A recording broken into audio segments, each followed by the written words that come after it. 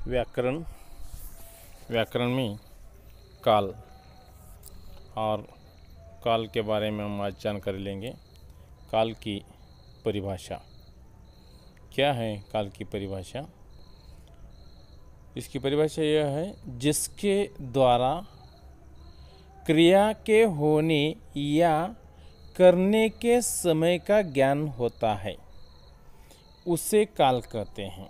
देखिए, काल किसे कहते हैं? काल की परिभाषा क्या है? तो काल की परिभाषा यह है जिसके द्वारा क्रिया होने या करने के समय का ज्ञान होता है उसे काल कहते हैं। यानी यह जो क्रिया है कौन सा भी, वो किस समय हुआ इसके बारे में जानकारी मिलती है, यानी ज्ञान होता है, उसे काल कहते हैं। फिर एक बार मैं यहाँ दोहराता हूँ परिभाषा के बारे में। जिसके द्वारा क्रिया के होने या करने के समय को ज्ञान होता है उसे काल कहते हैं। तो सभी मेरे प्यारे प्यारे छात्रों छात्राएं, यह काल की परिभाषा आप पाठ करके रखिए। काल में कितने भेद होते हैं? भेद यानी प्रकार। काल में कितने भेद होते हैं? तो काल में 3 भेद होते हैं। कितने भेद होते हैं? 3। काल के भेद 3 भेद होते हैं। कौन कौन से हैं अब हम नीचे देखेंगे। काल के भेद, भेद यानी क्या? प्रकार। पहला भेद है वर्तमान काल। पहला भेद क्या है? वर्तमान काल। दूसरा काल के भेद में भूतकाल और तीसरा भविष्य काल। अब वर्तमान काल में भी क्या है? सामान्य वर्तमान काल, अपूर्ण वर्तमान काल, पूर्ण वर्तमान काल। उसी प्रकार भूतकाल भी, उसी प्रकार वह जो है भविष्य काल भी है। तो इस प्रकार काल के 3 भेद है, वर्तमान काल, भूतकाल और भविष्य काल। अब एक एक जो काल है उसके बारे में उसकी परिभाषा और उदाहरण के तौर पर जानकारी लेंगे। तो काल में 3 भेद होते हैं, वर्तमान काल, भूतकाल और भविष्य काल। उसमें से पहला जो है वर्तमान काल। वर्तमान काल की परिभाषा क्या है? वर्तमान काल की परिभाषा यह है क्रिया के जिस रूप से क्रिया के चल रहे समय का बोध हो रहा है। देखिए, क्रिया ने जो क्रिया है वो क्रिया के जिस रूप से क्रिया के चल रहे समय का बोध हो उसे वर्तमान काल कहते हैं। उसमें से उदाहरण के तौर पर दिए हैं, नरेश गीत लिखता है।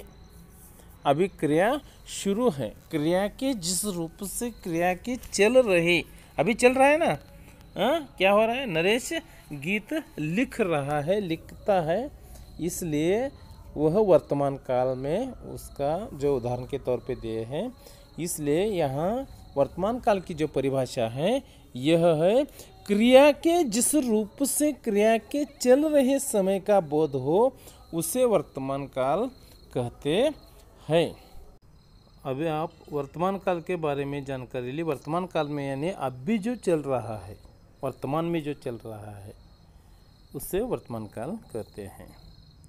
नरेश गीत लिखता है, अभी वर्तमान में है वो, इसलिए उसे वर्तमान काल वाक्य पहचानना आसान होता है।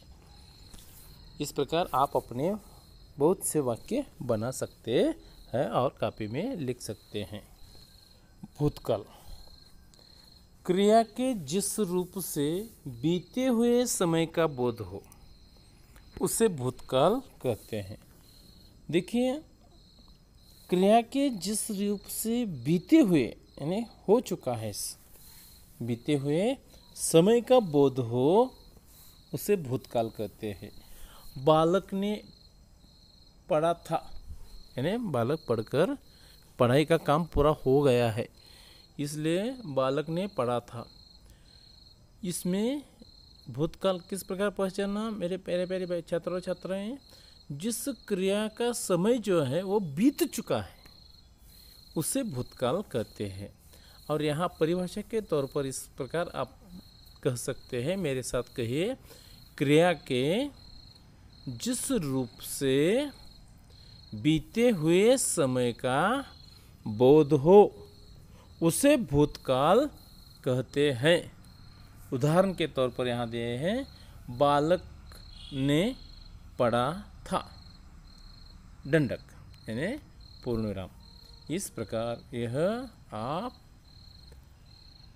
समझ सकते हैं काल कौन सा है। जैसे कि पहला आपने फिर से दोहराएंगे, वर्तमान काल क्रिया के जिस रूप से क्रिया के चल रहे समय का बोध हो उसे वर्तमान काल कहते हैं। उदाहरण के तौर पर नरेश गीत लिखता है। नंबर 2, भूतकाल। भूतकाल की परिभाषा यह है, क्रिया के जिस रूप से बीते हुए समय का बोध हो उसे भूतकाल कहते हैं। उदाहरण के तौर पर बालक ने पढ़ा था। तो इस प्रकार हम वर्तमान काल, भूतकाल। अब हम आगे बढ़ेंगे भविष्यकाल। भविष्यकाल की व्याख्या अब हम जानकारी लेंगे। भविष्यकाल की परिभाषा क्या है, अपने कॉपी में लिखिए और सुनिए। क्रिया के जिस रूप से क्रियाएं आने वाले समय में होने का बोध कराए। क्रिया के जिस रूप से क्रियाएं आने वाले समय में होने का बोध कराए उसे भविष्यकाल कहते हैं। यानी अभी आने वाला है। मैं अभी प्रधानमंत्री बनने वाला हूँ, मैं क्रिकेटर बनने वाला हूँ, मैं बहुत अच्छे इंसान बनने वाला हूँ। अभी बहुत से आगे की सोच है। इसमें उदाहरण के तौर पर बालक विद्यालय जाएगा, यहाँ का क्या दिए हैं, बालक विद्यालय जाएगा। बालक विद्यालय को गया है क्या, नहीं, जाने वाला है अभी जाएगा। अभी कल बालक विद्यालय जाएगा या 11 बजे बालक विद्यालय जाएगा, अभी तो गया नहीं, अभी घर में है।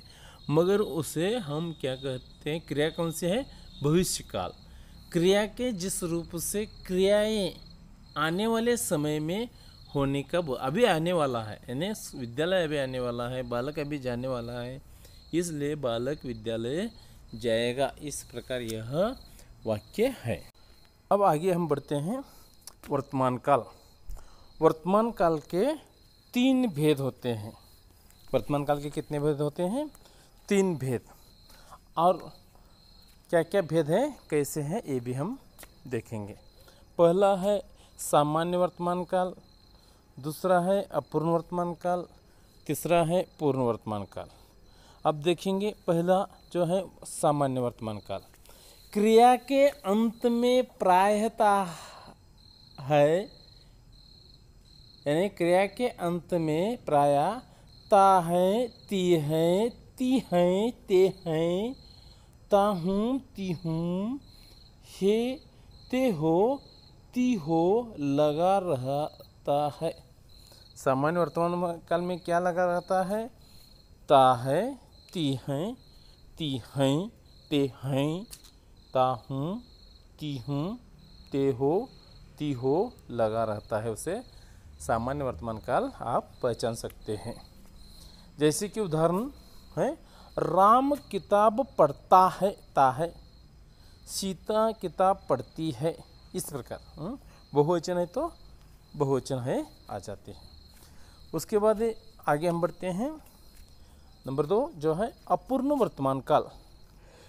उसमें क्या है, क्रिया के अंत में रहा है, रही है, रही हैं, रहे हैं, रहा हूँ, रही हूँ, रहे हो, रही हो लगा रहता है, उसे अपूर्ण वर्तमान काल कहते हैं। जैसे कि क्रिया के अंत में जब भी क्रिया पूर्ण होता है और अंत में क्या होता है, रहा है, रही है, रही हैं, रहे हैं, रहा हूँ, रही हूँ, रहे हो और रही हो लगा रहता है।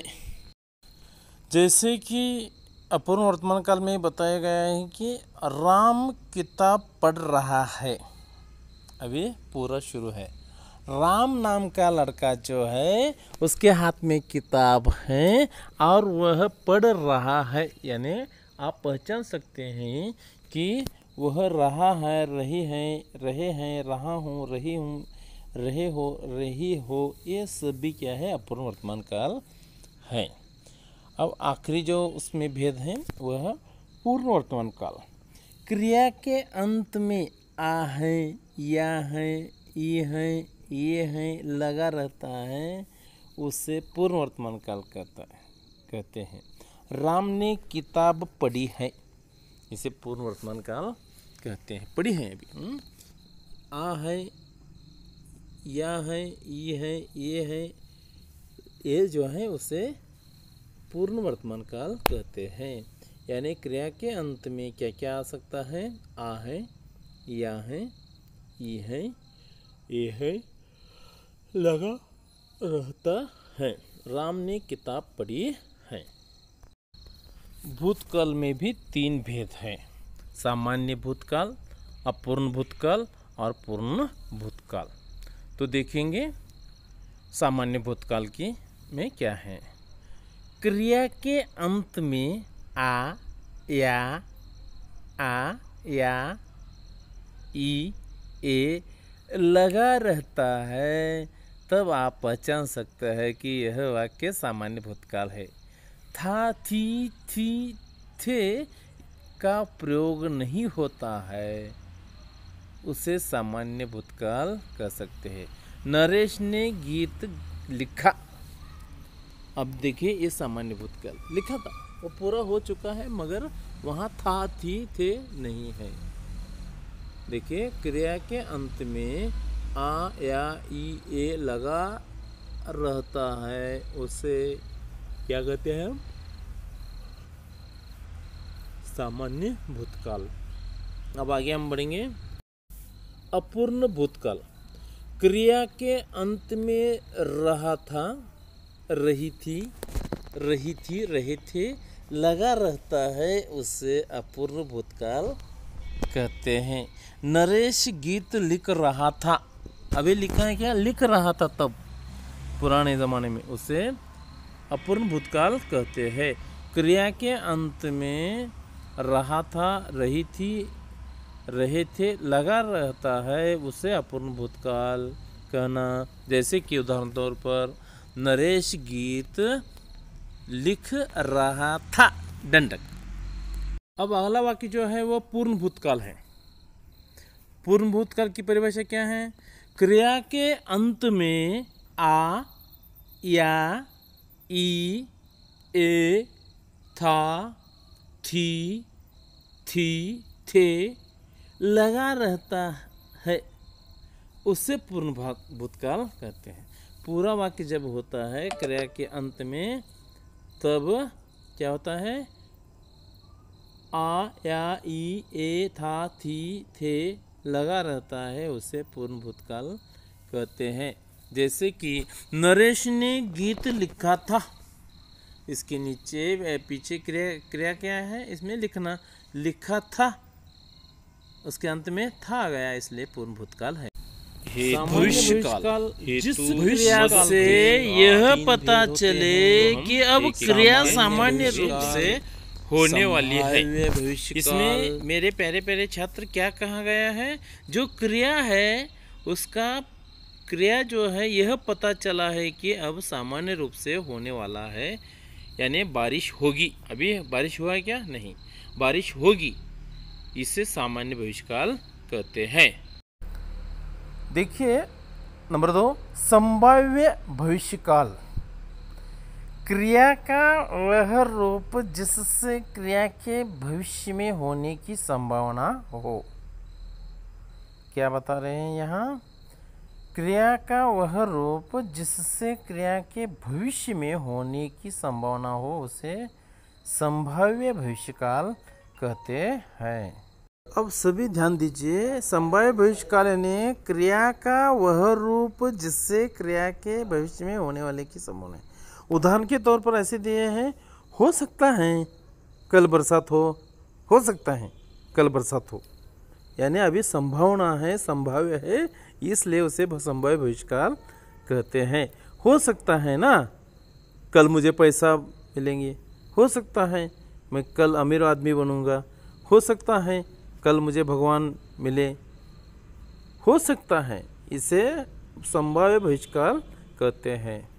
और आखिर में जो है तीसरा, हेतु हेतु मद भविष्यकाल, यानी जिसमें भविष्यकाल में हेतु है, कुछ तो आशा है, विचार है, यानी भविष्यकाल का वह रूप जिसमें क्रिया का होना किसी कारण पर निर्भर हो।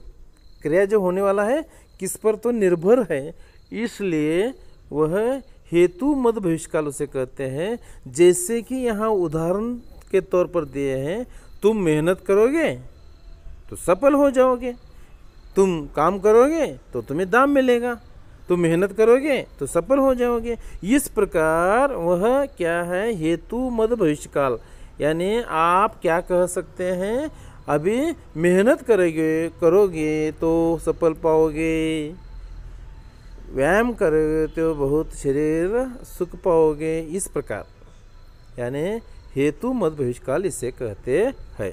काल परिवर्तन के उदाहरण हम आखिर में देखेंगे और यहाँ रुकेंगे। नंबर 1, काल परिवर्तन के उदाहरण। उसके लिए आप चिंता न करें, सामान्य वर्तमान काल में से परिवर्तन करना है। उसके लिए आप चिंता न करें, दंडक।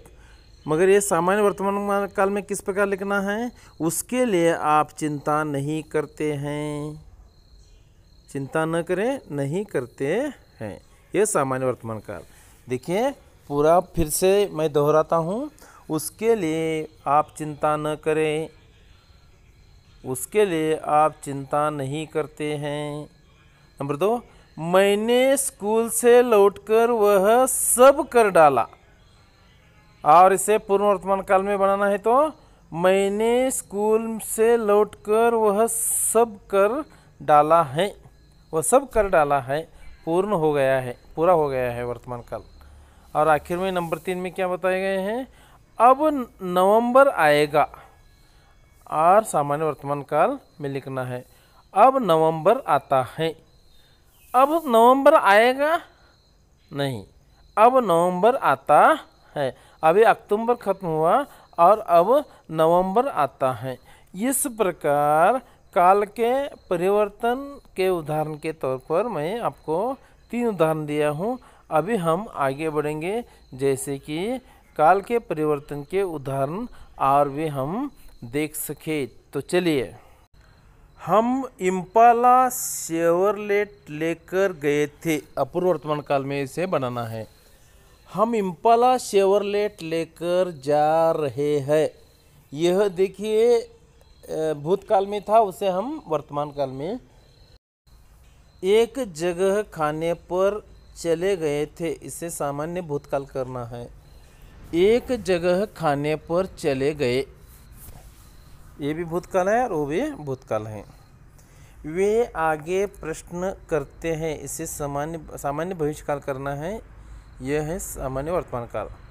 वे आगे प्रश्न करेंगे, ये भविष्यकाल करेंगे अभी।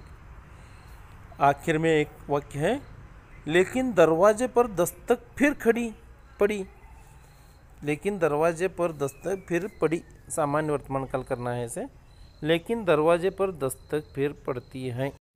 धन्यवाद।